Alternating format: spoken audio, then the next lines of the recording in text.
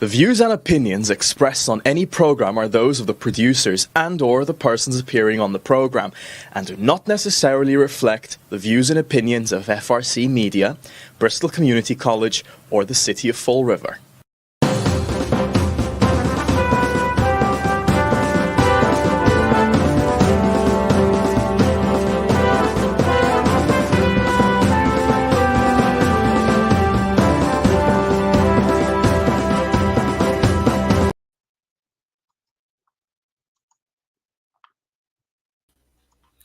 Well, hello. Welcome to Spindle City Straight Talk. I'm Chip. And I'm CJ. And I'm back. And it is Hump Day in the Riv. And welcome back, CJ. Thank you. It was a short leave. It was a short leave, but you know, it was a good one. Starfleet Commander. Starfleet Commander. Now we'll give the report. Yeah. Wednesday, Tuesday's COVID number. Boy, I can't even remember what day it is. Tuesday's COVID numbers are 253,649 total cases. New cases is 3,627. Total deaths is 11,076. New deaths is 40. Bristol County count is 23,273. The city count has 64 new cases, bringing us up to a total of 5,664. And we've also had 3 more deaths, bringing us up to 184 deaths. It's amazing how rapidly these numbers are starting to climb. And this is from what the government's saying is from Thanksgiving. We're starting to see the climbs from Thanksgiving now because it's been 10 to 14 days. And we're going to see that go on continuously because people traveled, people didn't honor the social distancing or the masks. They had their families over. I understand that it was a family holiday, but really, this is what's happening now. And they're expecting it to be worse over Christmas and New Year's, which means January will be one of the worst months we've seen throughout this entire pandemic. So I'm waiting to see what happens there. It's going to be interesting, to say the least. Although they did start yesterday with vaccinating people. So that's a good thing. But that was in England. They haven't started in the United States yet. Yeah. Of course. Well, you know, CJ, the one thing we've proved is that we have absolutely no idea what the hell we're doing with this thing. Because, exactly. You know, Charlie, Abby just smacked her head on the computer. I heard it. Desk, but there she goes. She's getting up on the bed. Yeah, we've proven that we don't have any idea. Look, Europe locked down for months, and now they reopened, and it's surging again. You know, these things. You know, number one, they know they don't work because they all abuse them. You know, they go to Cabo San Lucas and on a private jet and tell their people to stay in the house.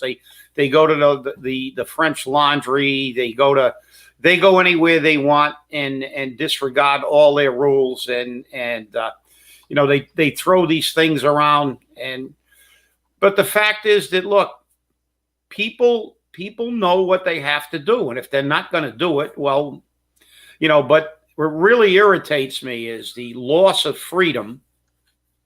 The fact that they're using this, they're threatening, and they have put people in jail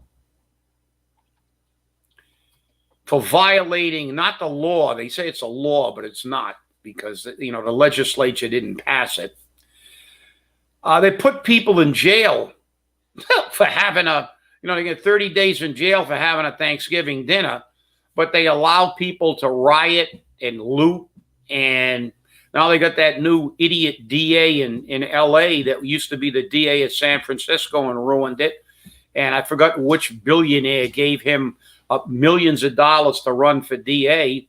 And the first thing he did is, after he got sworn in, to say he's not going to prosecute prostitution, resisting arrest, which will escalate things.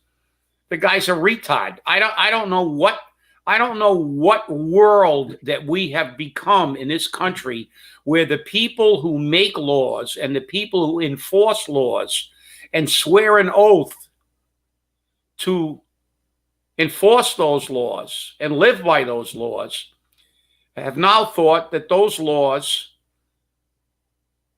are basically discretionary.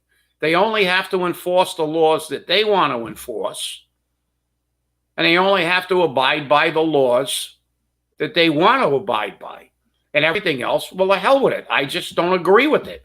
Well, you know something? I don't agree with anything they do. So I guess murderers can run around, and that could be a new defense in a murder trial. Well, you know, I don't agree with that law. I should be able to kill somebody. I mean, the DA is not going to prosecute resisting arrest. What's a police officer supposed to do now? Exactly. I mean, this is absolutely ludicrous. Where the COVID virus has succeeded in giving them something to socially condition people to obey orders and lose all their freedoms, and that's the beginning of a totalitarian state.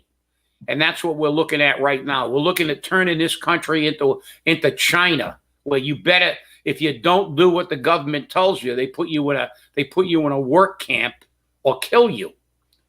So this is disgraceful. Our forefathers must be rolling over in their graves, watching what these people are doing to America under the guise of, COVID restrictions that they don't obey. That's what really gets me. They do not obey them. I hear. Well, people are not accountable for anything. So, yeah. Well, while we're talking about laws, Jen Andrade made a pitch to the U.S. District Court for a Rule 11 hearing so she can plead guilty. I wonder what Jazel's thinking. He's got another one that's turning tail and running. This isn't good. Well, I guess what we've got left, CJ, is everybody else involved in these machinations has pleaded guilty. Right. So could it be that the man who was at the top is the only person who's not guilty of doing anything wrong? We'll see. Or is he going to cut a deal? Should we start like a pool of our viewers and say how many people vote that Jazel is going to make a deal at the 11th hour, or how many believe he is going to go to court and attempt to say he's innocent when everybody else involved in these conspiracies has pled guilty? Well, the thing is, I have to ask myself, because at one point they had made a motion to sever the trials between Jazel and Jen Andrade, and that got denied. Now I'm wondering what type of deal was presented to Jen Andrade for a guilty plea, if any deal at all, and I'm sure there was. And would the U.S. attorney want to enter a plea deal with Jazel after everything he's been put through? I mean, personally, I wouldn't. But then again, we may have a new U.S. attorney when Joe Biden gets sworn in. So we have to look at that possibility as well. Yeah, that's true. But remember, Jen did have a plea deal, and she backed out of it once. I don't believe that they offered her the plea. I think they went looking for a plea at the 11th hour, because I really don't believe that Jen Andrade could make it through a court case. They put her on the stand. I think that she'll be on the floor within 30 seconds. I'll take that bet. CPH, baby. Because CPH. she fainted in City Hall when they arrested Jazel. Right. So she's just not wired to sit there and be grilled by a prosecutor.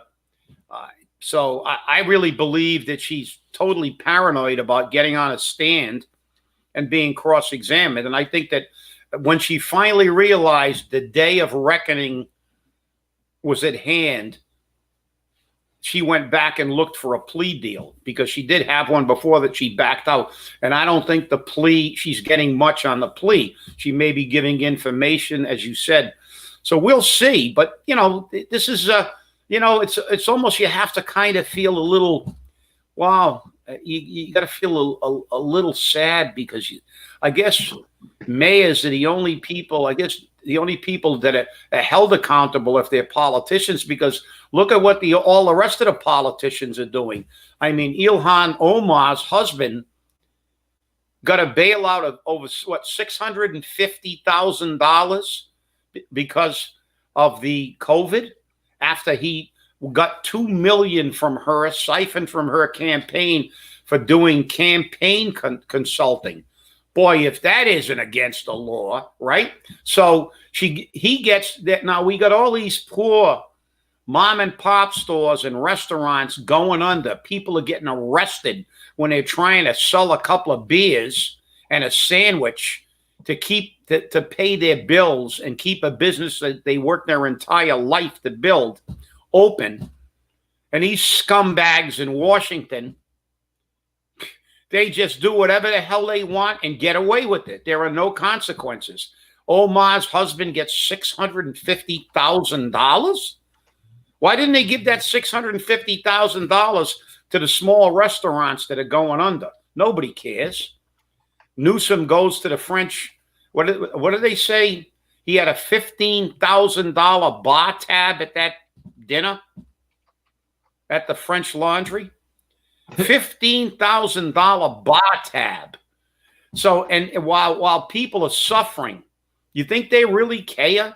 They get away with everything. And now did you see the story that broke today about that Congressman Sewell, the guy that was pontificating about Trump all the time, and he's a Russian agent and he knows all about it? Well, guess what? He had an affair with a Chinese spy. Had pictures of him. She came from China, pretended to be a student, jumped in a sack with him, helped him raise money to get into Congress, put another spy in his office as one of his assistants. And they've been manipulating him for a couple of years now. Years, actually, not a couple, more than a couple. I had all the pictures and everything. What's happening to him? Guess what, CJ? He's not only not being prosecuted, he still remains on the Intelligence Committee. Well, that's smart. So you tell me that there's not a double standard in this country. This is not Democrat, Republican. This is a class war. Us poor folk down here in the Riv, we're nothing. We shouldn't be making any money. We should all go out of business. Nobody cares. Those billionaires' businesses are multinational. That's exactly what they want. They want to destroy the economy of the United States to allow those people to work for the same crap wages that they get in Bangladesh and China in the sweatshops. Because that's been the plan for almost 100 years. I got a book that was written 80 years ago that said that the multinational banks wanted to establish a universal wage where all the working people worked for peanuts and they made all the money. And what do you think now when the media is just, rolling along, covering up the story? This congressman actually was working closely with an agent, a spy from the Chinese government who was sent here expressly to infiltrate the politics. And they said she had 2 affairs with 2 mayors and this congressman. And then she hooked up with him after she got him in Congress. And this guy's on the Intelligence Committee, sharing sensitive information and getting sensitive information when he's pro-China. They showed a couple of his tweets saying, don't pick on poor China. And China is building a military. They already have 2 million people in their military. Their navy is larger than our navy, and they have every intention to become the number 1 military power in the world and the number 1 economic power in the world. And they've said it. So, I mean, this is just, You know, the dismantling of America, and the media is just propagandizing it to the point where everybody wants to hold hands now and sing kumbaya. So while we go down the road, but I guess on the road, I haven't heard anything about the school department. So I guess the school department can get away with stuff like they do on a congressional level and senatorial level. But I guess we'll see what happens on that issue, because that issue, we did get additional information which confirms these reports that these things did allegedly happen, and that there was some really serious breaches of professional ethics here. So let's see how long they can keep this. Patrick Higgins had requested the executive session minutes for 2020, and they sent them. They were highly, highly redacted. Highly redacted. I find it hard to believe that stuff that happened in January and February still can't be released. But that's neither here nor there. But what was interesting was, as I was perusing through some of these minutes, I noticed that in one of the executive session minutes, Tom Corey had to leave. Why? Because a Corey's contract was going to potentially get a contract. And remember how we always say that the school department is the dumping ground for all the political favors. So normally those contracts are a year duration.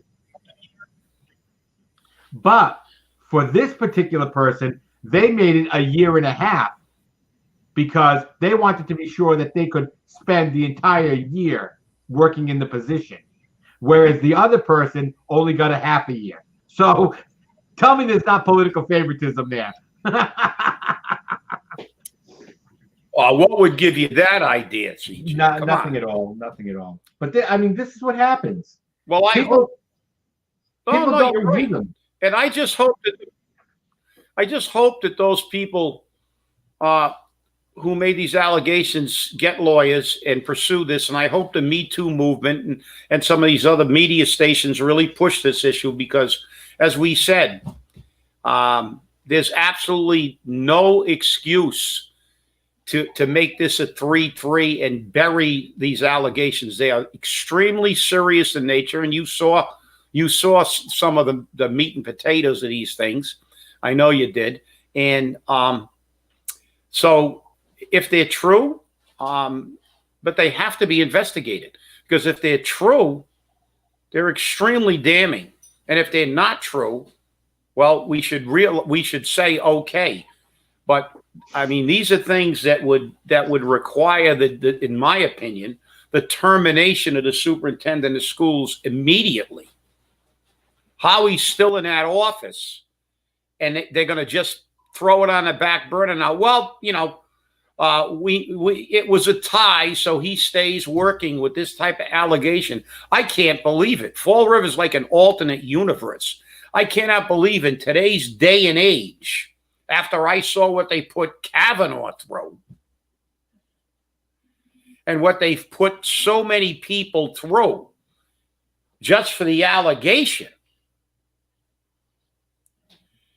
to allow these types of allegations, and I don't even know how anybody could vote not to take any action. And we don't know how deep the investigation is, and they're severely redacted.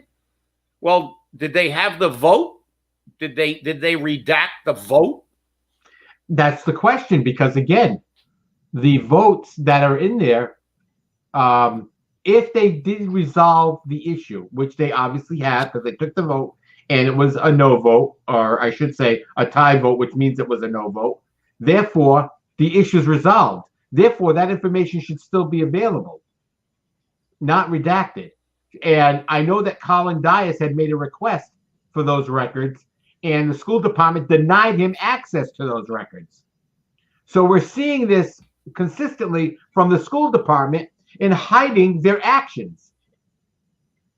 And we see it regularly. We have politicians who don't want it known that they may be supporting a sexual offender or a sexual harasser or a man who's creating a hostile work environment. There's a lot of situations here that it could be, and the speculation is getting worse and worse because the mayor refuses to address this issue, and hence his job. And I don't want to hear any more from him. Well, it's a personnel matter. We can't discuss it. That's ridiculous. Well, they may not have to discuss it, but they have to. But they have to do something. And guess what? 3-3 isn't doing anything. That's right. Inaction is not an action.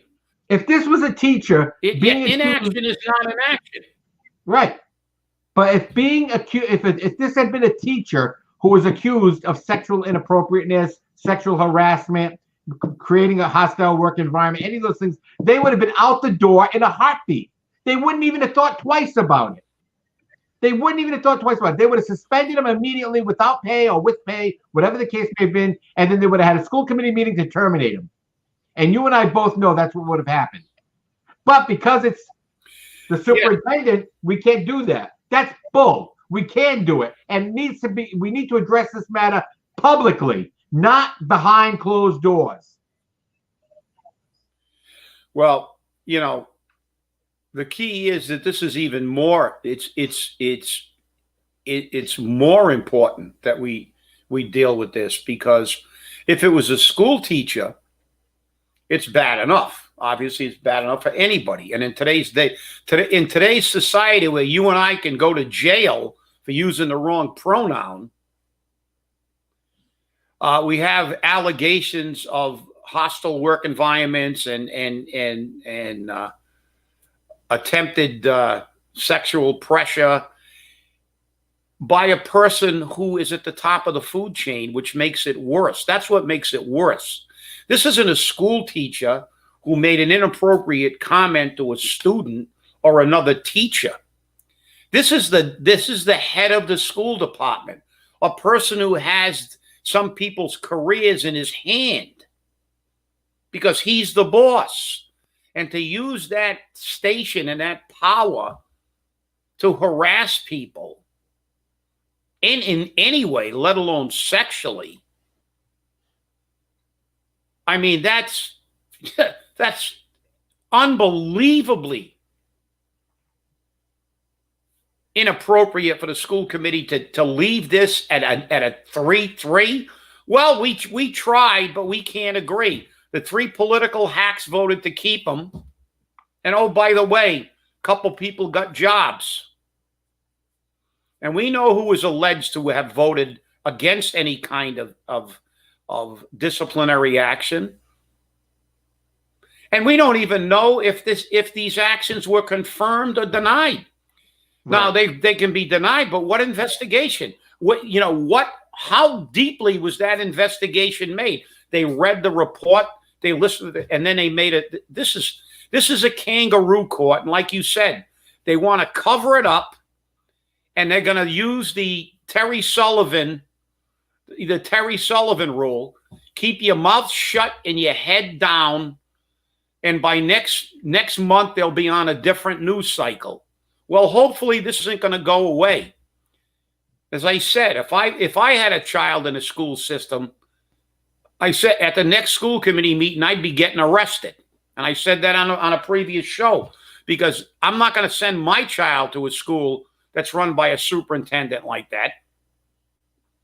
And I don't want a superintendent like that if he's guilty. I'm not saying he is, but he's entitled to due process. Let him prove he's not guilty. Let them prove he is guilty. But let's have some type of investigation. Let these people say it.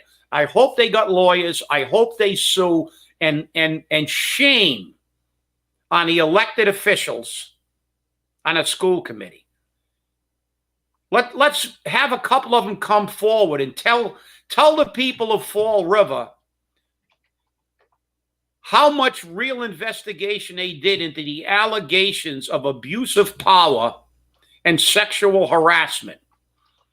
And we also heard of some other types of harassment too, where inappropriate remarks were made about an individual that was supposedly handicapped. Right. So there's another allegation that has to be You know, I mean, this is outrageous. This conduct is outrageous. I guess he found the only place he could work beside Deval Patrick's office. You know something? Doesn't that have an underlying theme? That if you get to work for politicians, you get to screw up all the time. So Right. the only job he didn't get the only job that he ever got his contract renewed in was Fall River and for Deval Patrick. When he worked for any other city or town that actually held people accountable, he didn't make it through past one contract. So I think that tells you something about Fall River. So the next time you complain about the education system failing, the next time you complain about Fall River still being bogged down in this quagmire that we've been in for the last 20 years, think about the people you've elected that do absolutely nothing except the same thing over and over again. Because we are the definition of insanity. Because if you look at insanity under the dictionary, there's a picture of the government center in Fall River. With the mayor waving out front. Oh, unbelievable. It never changes in Fall River, that's for sure. It never changes. And it doesn't change because we, the people, don't change it. We, the people, keep electing these same people over and over and over again. And it doesn't work. It just doesn't work. So I want you to remember in September and November of next year, when you go to the polls, I want you to remember that the school committee took no actions on protecting the employees and the children of the school department. I want you to remember that the mayor, who's part of that school committee, took no action and no effort to protect the children and the teachers and the employees of the school department. Remember that. Endorse a man who endorses abuse. That's what you're doing if you elect him. If you vote him in again, if you give him a vote without his explanation of why he did what he did, because I'm not going to take this bull that, oh, well, I had to recuse myself because my brother is the director of human resources. There was no gain, financial gain or otherwise, in that. So guess what? That is a line of crap. That is a line of crap. That was just because you polled all the school committee members and you knew the vote was going to go 3-3. Therefore, you didn't want to be the deciding vote. Cowardice. Cowardice. Well, you know, it's even worse. The three people who voted against any kind of action were not voting in the best interest of their employees, of the people of Fall River, of the children of Fall River who attend the school. But the mayor did worse by recusing himself and using that lame excuse. Showed it was a coward's way out. No courage. At least those other three went on record as being total political hacks. If you want to call it that. And if we check, I think two of the three projected votes to do nothing to the mayor, I think family members of theirs have gotten jobs in the school department recently. At least that's what the rumor has it. So listen, political hacks getting political favors is it's not something new in Fall River or anywhere. But the reality is, let's remember, the mayor took the easy way out. He didn't even go on record. He just said, I'm out of here. I'm going to use a technicality so I don't have to stand in front of the firing squad. Exactly. That's a shame. Well, it looks like we're out of time, people. I appreciate being back. And let me tell you something. I appreciate all your concern and all your messages and well wishes when I was laid up. Thank you for watching. Remember, stay safe, wear your mask, and always hold your politicians accountable. Stay angry, everybody. Have a great day. Nice to have you back, CJ. Thank you. I don't know if we lost Steve or whatnot because we're still rolling. We're still rolling. Okay, let's keep rolling. What can we attack now? Well, we're kind of out of time, and I'm Mom and apple pie. Uh-oh. Yeah, Where's Steve? We're out of time. Where's Steve? We may have the longest show in history. Well, I'm going to tell you now, it gets better and better every day. It's going to be interesting to see how this works for us. I'll tell you now. Because we're still live on YouTube as well.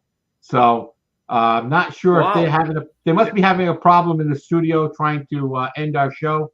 And I hate to start a new topic and get caught up in it. So we'll have to wait and see what happens with Steve shortly. But it gets better and better every time. Right. We can just sit back, relax, and watch the cabinet appointments. So and have some fun with those. There's Steve. I see there he comes up in the corner. Steve, are you there? Are we rolling?